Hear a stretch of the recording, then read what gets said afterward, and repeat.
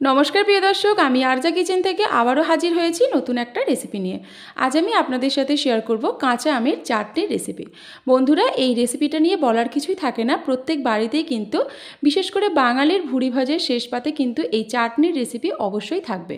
তো আজ আমি এই চাটনির রেসিপিটা বন্ধুরা খুবই সিম্পলভাবে তৈরি করব, কিন্তু একটা মশলা ব্যবহার করে এর স্বাদটাকে একটু অন্য জায়গায় নিয়ে যাওয়ার চেষ্টা করেছি, যা প্রতিদিনের রোজকারের স্বাদের থেকে একটু আলাদা লাগবে, কিন্তু একদম ঘরোয়া উপকরণে আমি আপনাদের সাথে এটাকে শেয়ার করব। আশা করব আমার আজকের রেসিপি ভালো লাগবে। তাহলে চলুন রেসিপিটা শুরু করি। আমের চাটনি রেসিপিটি বানানোর জন্য সবার প্রথমে একটা মিডিয়াম সাইজের আমকে আমি কেটে ধুয়ে পরিষ্কার করে জলে ভিজিয়ে রেখেছিলাম।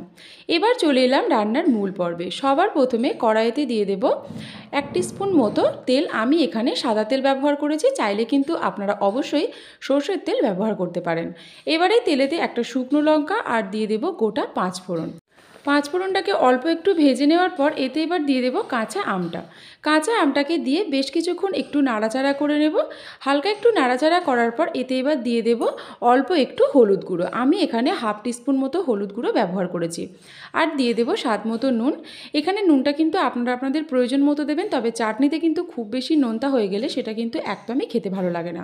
এবার হলুদ আর নুনটাকে দিয়ে বেশ কিছুক্ষণ এই আমটাকে কষিয়ে নিতে হবে, যাতে হলুদের কোনো রকম কোনো কাঁচা গন্ধ না থাকে।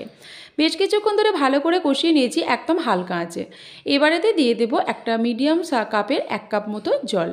আমি এখানে জলটা কিন্তু খুব বেশি ব্যবহার করব না বন্ধুরা, এটা একটু গেভি গেভি হলেই বেশ ভালো লাগে। পাতলা ঝোল আমি তৈরি করব না, তবে কিন্তু যদি মনে করেন আপনারা পাতলা ঝোল বানাবেন তো অবশ্যই কিন্তু এটাকে পাতলা ঝোল করলেও খেতে ভালো লাগবে। এবারেতে দিয়ে দেব চিনি। জলটা যখন ভালো মতো ফুটে যাবে তখনই এতে চিনিটা আমি দিয়ে দিচ্ছি বন্ধুরা। আমি এখানে আমার স্বাদ মতো চিনি দিয়েছি, তবে চাটনি কিন্তু একটু টক মিষ্টি হলেই খেতে ভালো লাগে। এবার চিনিটাকে ভালো করে একটু নাড়াচাড়া করে মিশিয়ে দিলাম। এবার এটাকে একটু জলটাকে কমতে দেব। দেখুন বন্ধুরা, বেশ কিছুক্ষণ পর জলটা কিন্তু একদম কমে গেছে। আমি এখানে 2-1টা আমকে ভালো করে গালিয়ে দেব গ্রেভিটাকে মোটা করার জন্য। আমি এবার গ্যাসটাকে একদমই নিভিয়ে দিয়েছি বন্ধুরা। এবার এতে একটা গুঁড়ো মশলা দেব। আমি এখানে ছোটো চামচের 1 চামচ মতো 5 ফোড়নকে শুকনো খোলায় নেড়ে ভালো করে গুঁড়িয়ে নিয়েছি। এটা এবার চাটনির ওপর থেকে আমি দিয়ে দেব। হালকা একটু নাড়াচাড়া করে মিশিয়ে দেব বন্ধুরা। একদম রেডি হয়ে যাবে সুস্বাদু চাটনির রেসিপি। যদি আপনারা খুব বেশি ঝাল ঝাল পছন্দ করেন তাহলে এতে একটা শুকনো লঙ্কাকে ভেজে গুঁড়িয়ে দিয়ে দিতে পারেন, তাহলেও কিন্তু এর স্বাদটা অসাধারণ লাগবে। আশা করব বন্ধুরা আমার আজকের রেসিপি ভালো লেগেছে। আমার আজকের রেসিপি ভালো লাগলে অবশ্যই লাইক বা কমেন্টের মাধ্যমে জানাবেন। প্লিজ যদি নতুন দর্শক হয়ে থাকেন অবশ্যই আমার চ্যানেলটিকে সাবস্ক্রাইব করে আমার পাশে থাকার অনুরোধ করলাম। সবাই ভালো থাকবেন, সুস্থ থাকবেন। আমার আজকের রেসিপি দেখার জন্য সবাইকে অনেক অনেক ধন্যবাদ।